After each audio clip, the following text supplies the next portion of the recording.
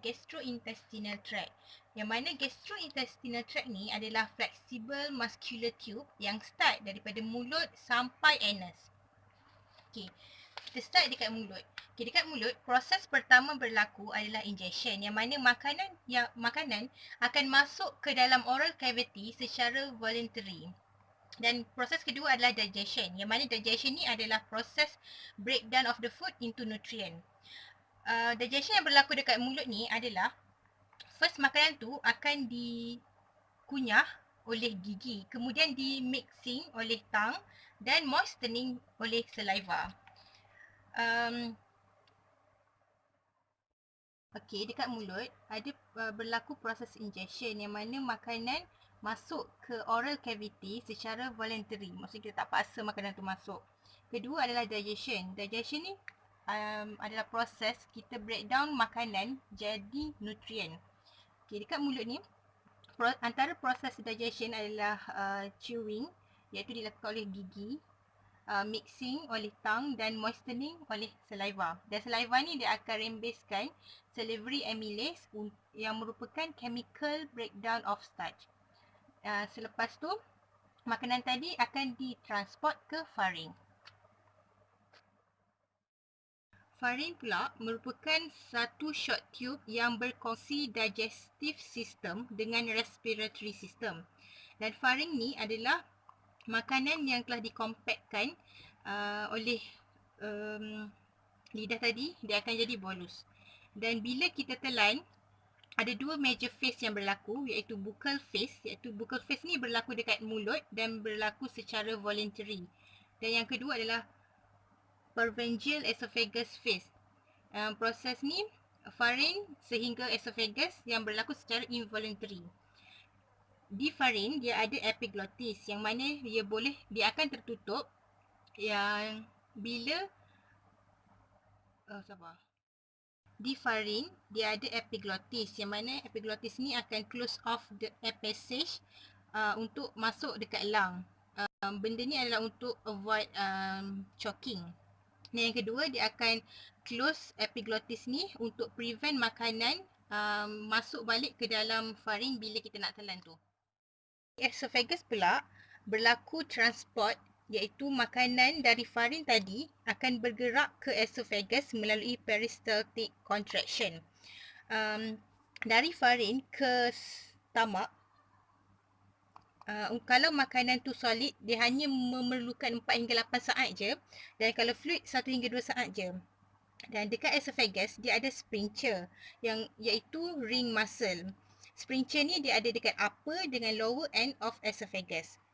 Masa telan makanan, upper esophagus sphincter ni dia akan terbuka dan bolus tadi dia akan lalu masuk ke esophagus dan akan melalui hole dekat diafragma ke perut.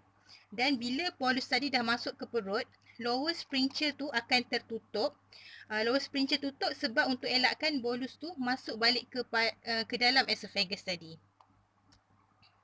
Okey, kalau dekat perut pula, dekat perut dia berlaku semua proses selain ingestion dengan elimination. Okey, kalau digestion dekat perut adalah peristalsis wave, dia akan mixkan makanan tadi dengan gastric juice. Maksudnya kat perut dia akan tambahkan jus dan dia akan grease dia punya bolus untuk jadi kim. Kim ni adalah semi-fluid mass. Okey, semasa di perut dia akan secrete HCl. HCl ni adalah untuk prepare protein untuk digestion dengan untuk activatekan enzim. Lepas tu akan secrete protease. Protease adalah pepsin untuk start digestion of protein. Kemudian gastric lipase, iaitu untuk fat digestion. Seterusnya gastrin, iaitu hormon stimulate gastrin secretion dan movement. Dan last sekali adalah intrinsic factor. Intrinsic factor ni diperlukan untuk absorb vitamin B12. Semasa absorption dekat perut, perut akan absorb a few fat soluble substance, contohnya aspirin, alkohol dengan drug. Dan transport yang berlaku adalah dia akan deliver kim tadi kepada small intestine. Absorption di perut pula adalah dia akan absorb a few fat soluble substance, contohnya aspirin, alkohol dengan drug. Okay, kemudian dia akan deliver Kim tadi ke small intestine. Bila Kim dah masuk small intestine, kalau dekat perut, dia berlaku semua proses selain ingestion dengan elimination. Proses digestion yang berlaku dekat perut adalah peristaltic wave, yang mana dia akan mix food tadi dengan gastric juice. Di perut berlaku secretion of HCl, protease, gastric lipase, gastrin dan intrinsic factor. Intrinsic factor ni dia akan absorb vitamin B12. Bila Kim dah masuk small intestine, makanan tadi dia akan digerakkan ke tract dalam masa yang singkat dan kemudian masuk ke kolon. Kat kolon ni, bila lepas nutrien tu dah diabsorb. Okay, Kim ni dia akan bypass oleh opening bile duct, yang mana dekat gallbladder dengan pancreas. Dan Kim ni dia akan travel dekat 3 segmen of small intestine, iaitu duodenum, jejunum dengan ileum. Secretion yang berlaku di small intestine adalah dia akan digestive enzyme, iaitu dekat intestinal dengan pancreatic enzyme. Ini adalah untuk complete the digestion food. Dan satu lagi adalah secrete bicarbonate, iaitu untuk neutralizekan stomach acid. Digestion di small intestine adalah segmentation, yang mana dia akan campurkan makanan tu dengan digestive juice untuk secara chemically digest oleh enzim. Terusnya dekat last intestine. Dekat last intestine ni berlaku proses transport, iaitu propels feces to rectum. Dan digestion berlaku bila nutrien yang didigest tu adalah complete, dan only small amount of digestion of food akan residue by enteric bacteria, iaitu akan produce vitamin K dan vitamin B. Dan berlaku absorption, iaitu remaining water, electrolyte seperti Na, K dan Cl, dan juga vitamin yang diproduce oleh bakteria. Dan last sekali berlaku elimination, iaitu eliminate the feces from body. And then we go into the process that occur in the large intestine, or we also call it as the colon. So this is the structure of a colon, which begins at the lower right side of the abdomen and ends at the rectum and also anus. So at this level, the process is very slow, which takes about 12 to 24 hours. And the process involved is transport, digestion, absorption and elimination. Continue to the secretion of digestion, the enzyme that will be secreted will act as a catalyst. So such as salivary gland will secrete saliva in the mouth. In the saliva there is water, salt, mucus and also enzyme. Those will moisten the foods, and the enzyme will digest carbohydrates such as starch. For gastric gland, it will secrete gastric juice, which have water, enzyme and hydrochloric acid. And then the goblet cell of the stomach wall will secrete mucus to protect the wall of the stomach from the high acidity level. Pancreas will secrete pancreatic juice, which contain intestinal enzymes such as carbohydrates, lipids, protease and bicarbonate. Bicarbonate is basically to neutralize the acidity level in the stomach. The liver will secrete bile, which is stored in the gallbladder, that will be released into the small intestine and act as an emulsifier for fat. Then the muscular action of digestion, so the movement is called peristalsis, that will push the content along the way. So in the small intestine, there is 2 layers that is involved to work together in peristalsis and segmentation. At the inner layer is a circular muscle, and the outer layer is the longitudinal muscle. For segmentation, the contraction by the circular muscle inside the intestine will contract and squeeze the content to promote mixing with the digestive juice. as you can see, the circular muscle contract, and then it will create the segmentation part by part within the intestine, and then each set of circular muscle relax and contract. Then the cham will be broken up and will be mixed with the digestive juice. Okay, sekarang kita sambung dekat tajuk absorption. Absorption ni maksud dia nutrien tu kita serap menggunakan tenaga. Apa yang diserap ialah vitamin, mineral dan air. Lepas tu, apa yang menyebabkan serapan tu berlaku? Sekejap, semua. Okey, sekarang kita cerita pasal sandwich. Mula-mula dekat mulut. Dekat mulut berlaku perhadaman carbs dan fiber. Fungsi mulut adalah untuk mengunyah dan menelan dan berlaku sedikit perhadaman lah dekat sini. Untuk karbohidrat, salivary enzyme break down starch from bread and peanut butter.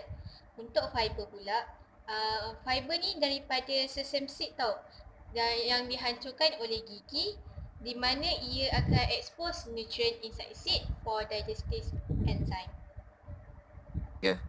Okey, yang kedua perut. Perut pula berfungsi untuk mengumpul dan mencampurkan nutrien dan berlaku juga sedikit perhadaman kat sini. Contohnya macam karbohidrat, protein dan fat. Untuk karbohidrat, perhadaman bersambung sehingga sandwich tu hancur dan dia akan mix dengan gastric juice. Lepas tu asid perut daripada gastric juice akan mengaktifkan salivary enzyme dan berlakulah sedikit perhadaman karbohidrat daripada mulut tadi. Untuk protein pula, daripada roti, biji dan peanut butter begin to uncurl when mixed with gastric acid and available to gastric protease enzyme to digest protein. Untuk fat pula, daripada peanut butter, dia akan form a separate layer on top of the watery mixture. Okey, yang ketiga small intestine. Function usus kecil adalah untuk penghadaman dan penyerapan. Kat sugar ni begin to traverse the intestinal cell. Untuk starch pula, penghadaman berlaku bila pancreas menghantar pancreatic enzyme kepada usus kecil melalui pancreatic duct. Enzim dekat usus kecil complete the process of breaking down starch into small fragment supaya dia dapat diserap melalui dinding sel usus kecil dan portal vein. Untuk lemak pula, pancreatic dan intestinal lipids can break down fat into small fragment supaya dapat diserap melalui usus kecil dan limpa. Untuk protein pula, small fragment protein liberated and absorbed through small intestinal wall and portal vein. Dan dekat sini juga vitamin dan mineral juga turut diserap. Okey, organ yang terakhir dalam penyerapan sandwich adalah usus besar. Yang kat sini usus besar function dia untuk menyerap semula dan berlaku pembuangan. Serapan air dan mineral berlaku dekat usus besar ni. Some fiber dari biji roti gandum dan peanut butter dihadap oleh bakteria yang hidup dekat dalam usus besar. Ataupun more fiber masuk melalui usus besar, ia akan dirembeskan sebagai feces dan lemak juga akan dirembeskan. Okay, seterusnya kita cakap pasal head and regulation of GI tract.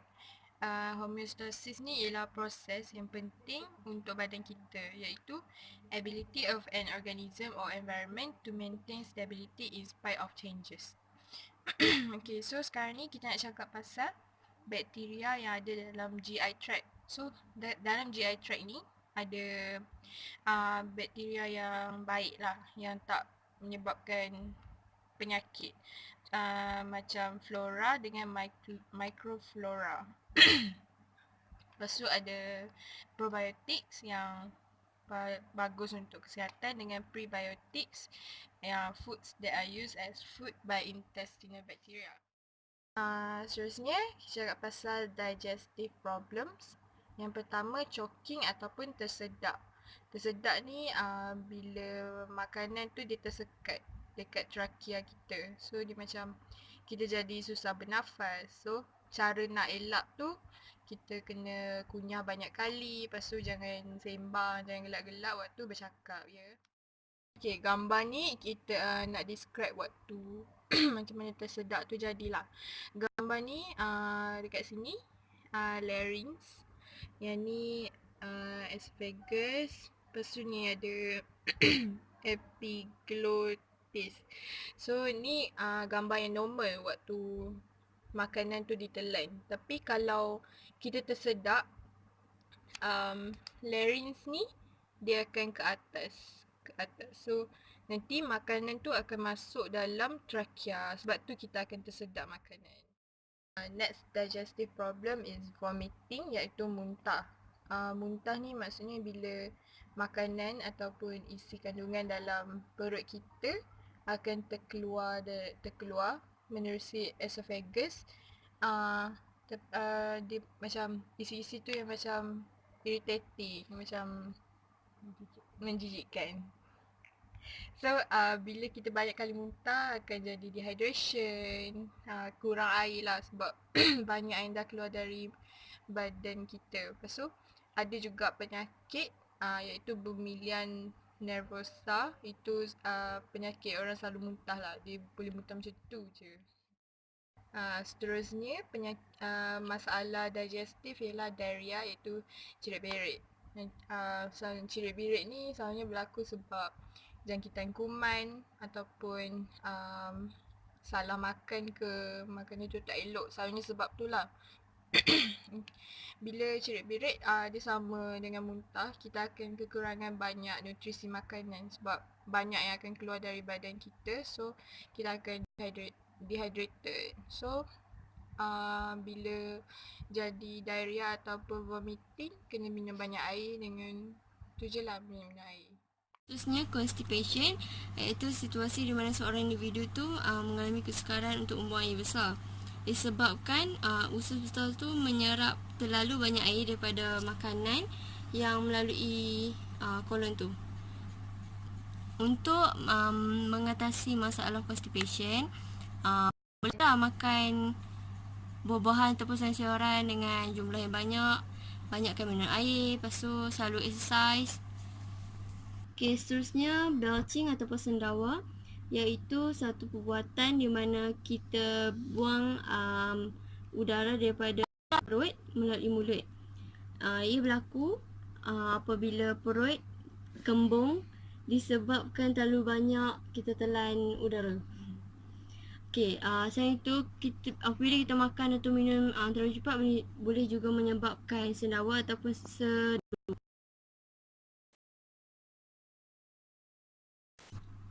sendawa adalah punya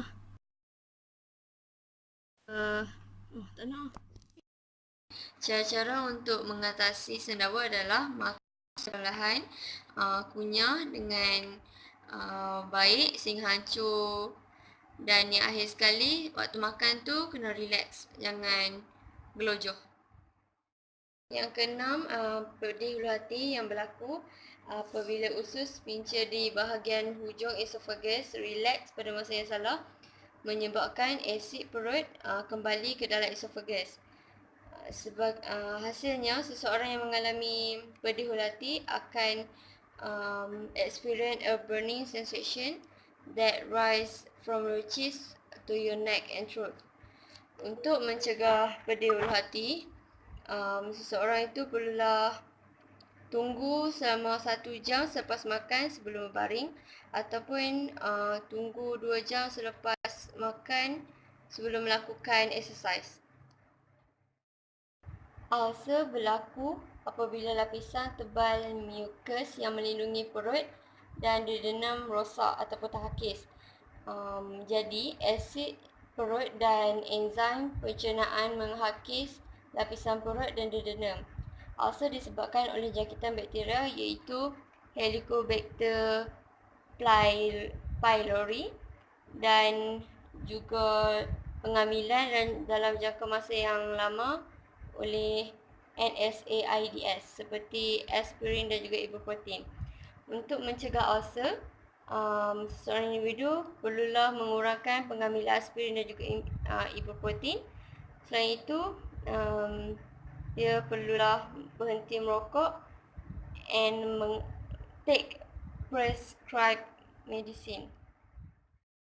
Seterusnya, irritable bowel syndrome ataupun IBS merupakan situasi kronik di mana gangguan berterusan daripada usus besar. Ciri-ciri seorang itu menghadapi IBS adalah dia mengalami kekejangan, sakit perut, kembung perut dan cirit-birit atau sembelit ataupun kedua-duanya. Untuk mencegah IBS, seorang itu perlulah mengambil prebiotik iaitu friendly bacteria yang akan membantu colonize the colon. Akhir sekali, lactose intolerance iaitu inability to break down a type of natural sugar called lactose, iaitu disebabkan tiada atau berkurangnya enzim untuk digest lactose iaitu enzim lactase. As a result, they have diarrhea, gas and bloating after eating or drinking dairy products.